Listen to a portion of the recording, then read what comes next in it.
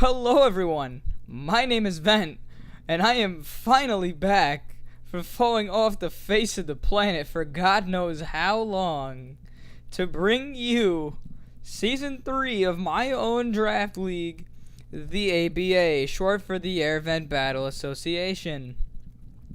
Now you might be asking, what happened with Seasons 1 and 2?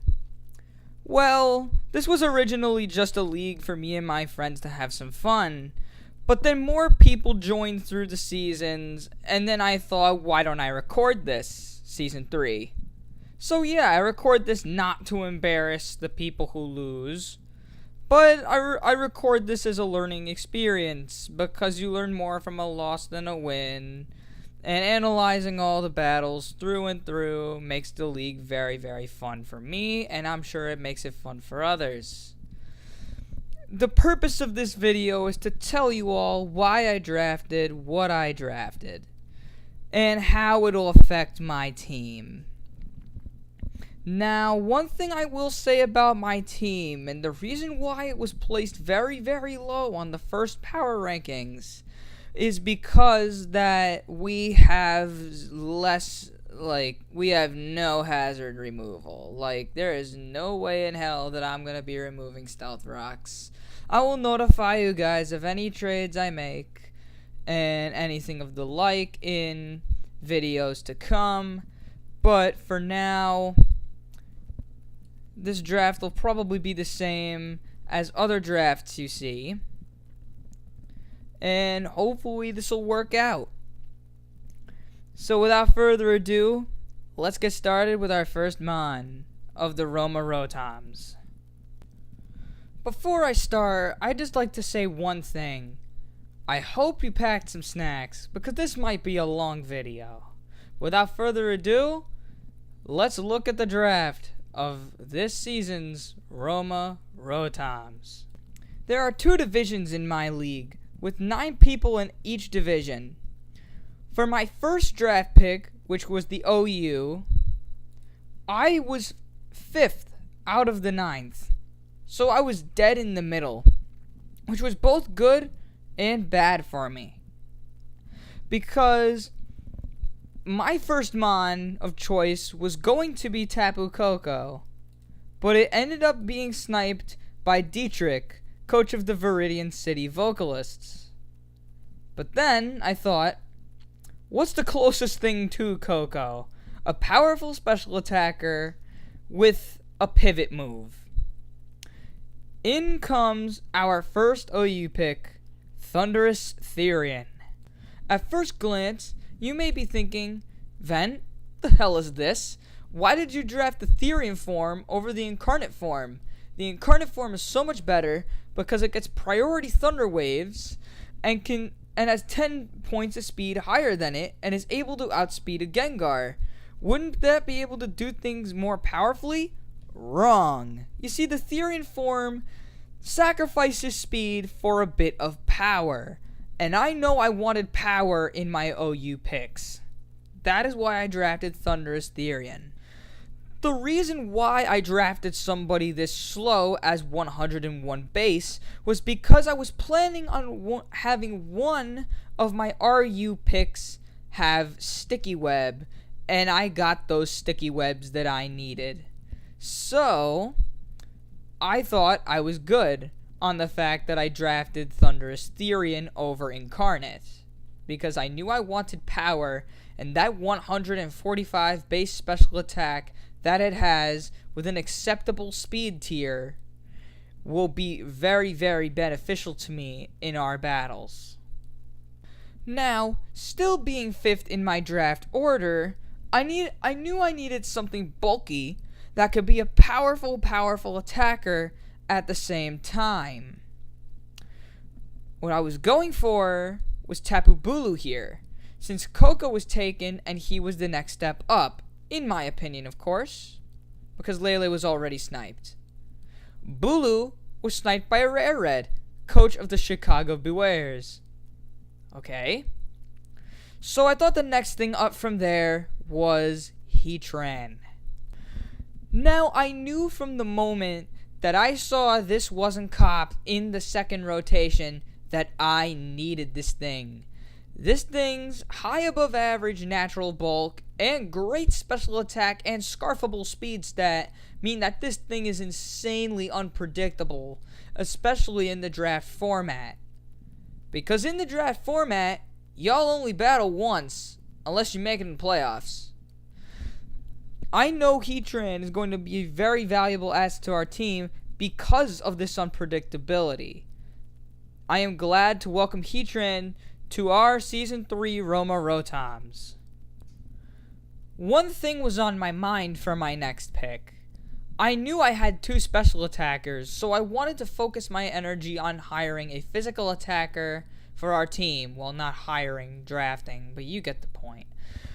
But I didn't really feel the need for any physical walls except one that was not copped already in the 3rd rotation, which had me surprised.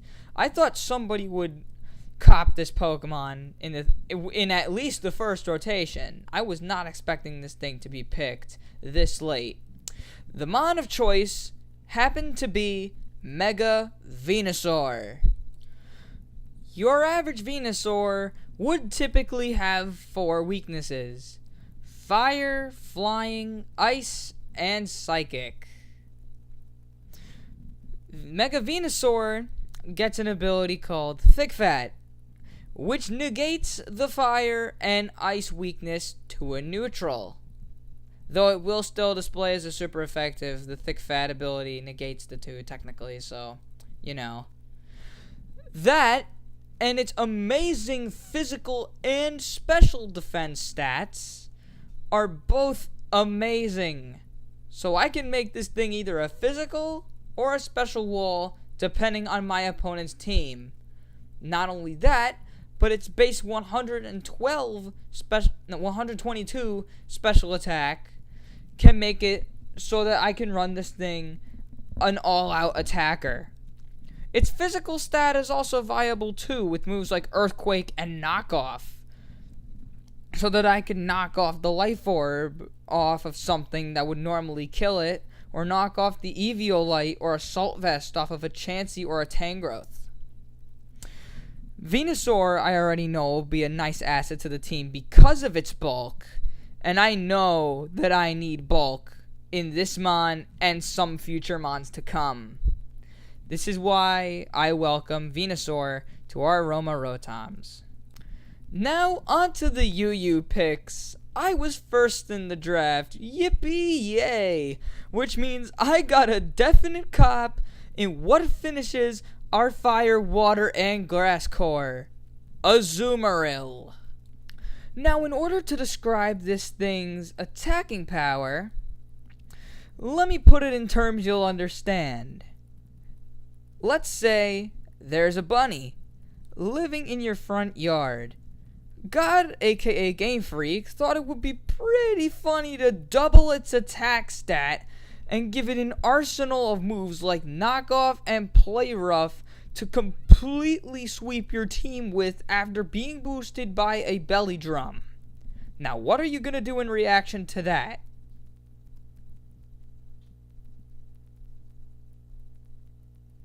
I thought so.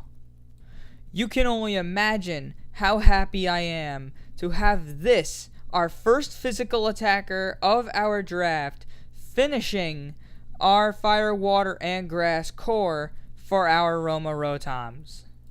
As I mentioned before, I was first pick in the UU tier, so I got a double pick, yippee yay, meaning I needed a lot of physical hitters. At that point, I didn't care if they were walls or not. I needed attackers, period. My first attacker that I ever so needed was Taraki.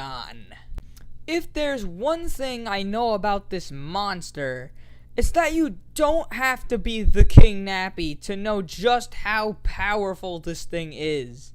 Its base 108 speed and a blistering base attack. Very, very scarfable. Though it doesn't always have to be scarfed to just demonstrate how powerful this thing is. With moves like Stone Edge, Close Combat, Rock Slide or Stone Edge, but I like running Rock Slide better because of the accuracy.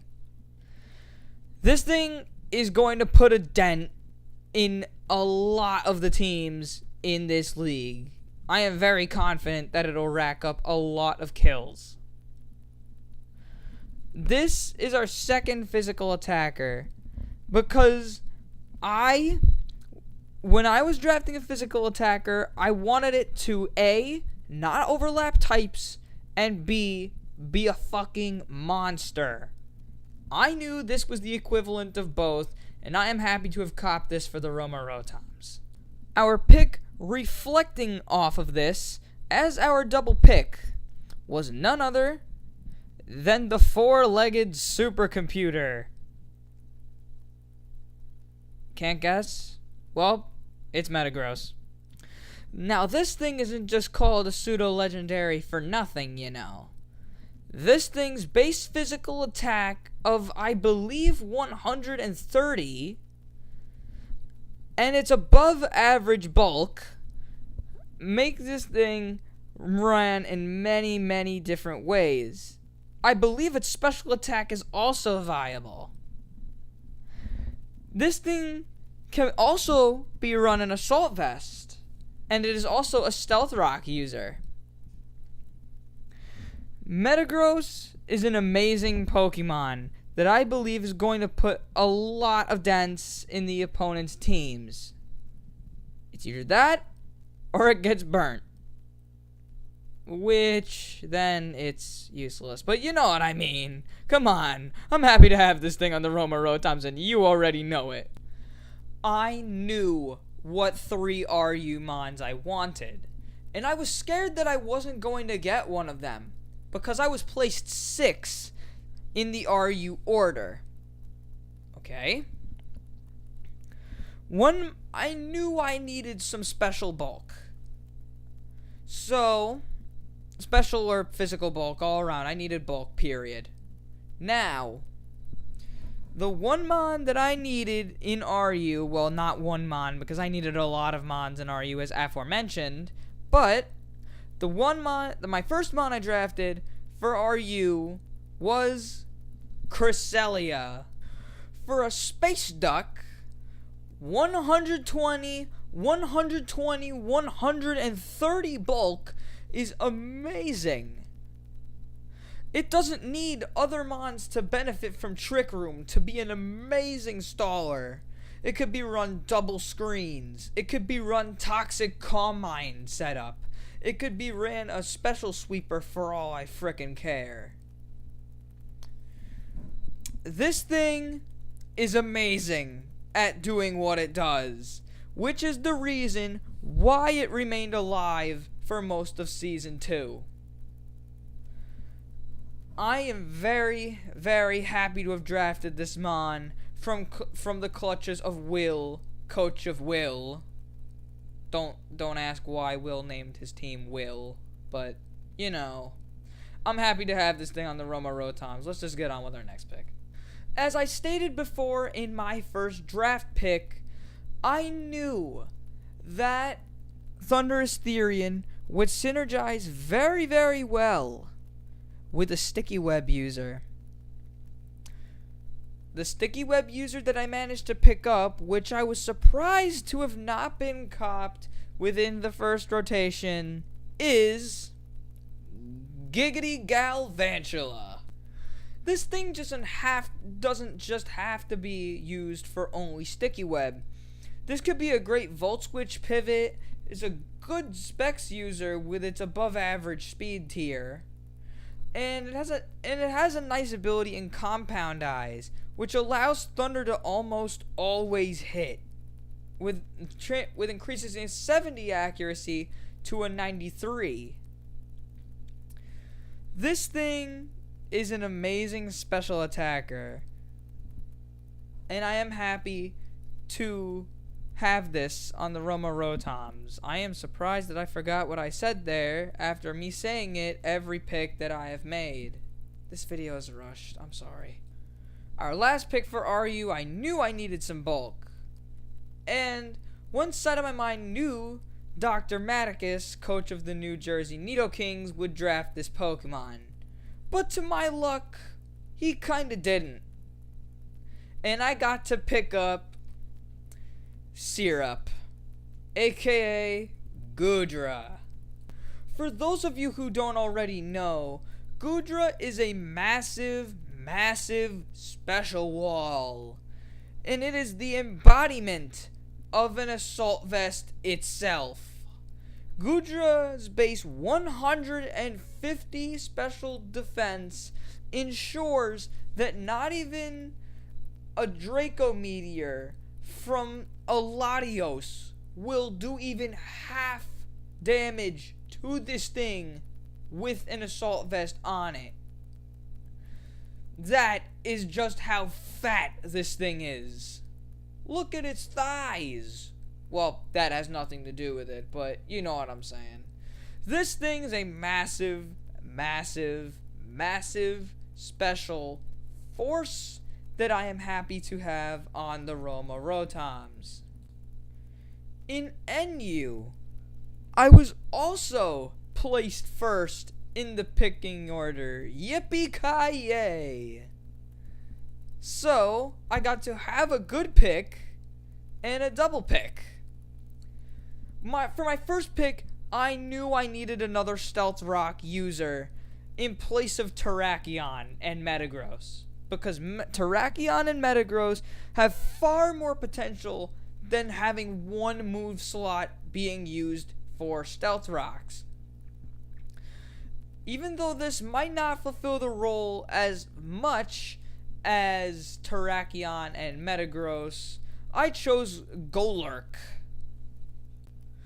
Despite its very low base stat total, it could be run in so many different ways. It could be ran as a Stealth Rock user that could tank dark moves with a Colbur Berry.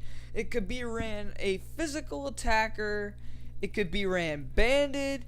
And I've even seen it ran Assault Vest one time when I was laddering in NU. This thing is a beast, having an ability in No Guard, which allows it to never ever miss a dynamic punch. This thing will be a beast in our league, I believe, and I'm happy to have it on the Roma Rotoms. Next up on the roster, since if you know me well, I hate setup mons. I needed a mon that can counter setup. The first thing that came to my mind was Ditto.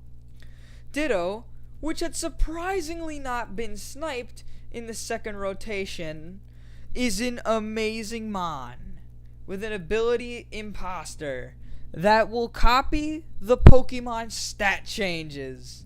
Combine that with a Choice Scarf and not even max speed from a Max Dragon Dance Tyranitar will outspeed a Scarf Ditto, considering it copies the EVs and the HP and attack or whatever that it transfers from said stat boosts. That is the one purpose that Ditto will have on this team, probably. Either that or to catch people off guard. Either way, I am happy to have him on the Roma Rotoms and was severely thankful that he was not sniped. It was at my last pick that I noticed that all of my Stealth Rock users were amazing. The likes of Terrakion and Golurk and Metagross were too much of beasts that I would like to have Stealth Rocks on instead of another move slot, which I would most likely prefer. My mon of choice to counteract that, though it might have been a poor choice, I still like it anyway. This mon is Mesprit. Well, well, well, if it isn't the Mew from NU with balanced stats across the board and the ability to set up stealth rocks. This thing can be a menace to deal with. It's that it really doesn't outspeed much, and its attacking stats, though I could be wrong on this, don't quote me, it could be a bit laughable at times because a lot of things wall it. Other than that, I think this will be great utility, allowing it, this thing is allowed to earn moves like Taunt, Stealth Rock, Trick with a Choice Scarf, probably. I don't have Showdown in front of me. This video is rushed, okay? Anyways, I am happy to have this as the last pick of the team, and with the roster of the Roma Rotoms finally finished. With this roster finally finished, and this video close to finished, I feel very, very confident that we will clinch playoffs like we did last season. Our Week 1 battle is against Rare Red, coach of the Chicago Bewares. I don't have the list in front of me right now. We will be team building for him in the next video and then battling him in the next. I will be recording all of these battles and posting them on YouTube as a new series. Hopefully the first series besides Half Blind Undertale that I will be finishing. Hopefully this isn't a recurring joke with my channel or anything, because every series I started I never finished because of complications going on in real life. But anyway, I feel confident that the Roma Rotoms will do fairly well against everybody in this draft, besides maybe Will, Dietrich, Ian, people of the like, which is mostly everybody in here in Platinum Division. But I wish all of you the best of luck, and I will see you in our team building video. Peace out from the Roma Rotoms.